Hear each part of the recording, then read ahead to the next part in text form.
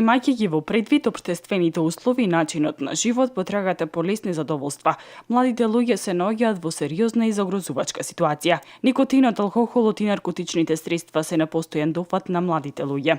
Овие психоактивни супстанци стануваат се поприсутни и во училишното опкружување. Освен здравствените установи, здравствените служби, во ова треба да бидат вклучени и повеќе сегменти од општеството, имајќи ги предвид тука и социјалните служби, имајќи предвид и органите на службите за внатрешни работи кои што секако дека треба будно да пратат. Постојано се зголемува бројот на млади луѓе кои почнуваат да земат психоактивни супстанци. Од витално значење е да се обезбедат материјали за едуцирање кои ќе содржат информации за опасноста од овие психоактивни супстанци. Би издвоила дека прилично е битна, скоро и многу важна, улогата на родителите.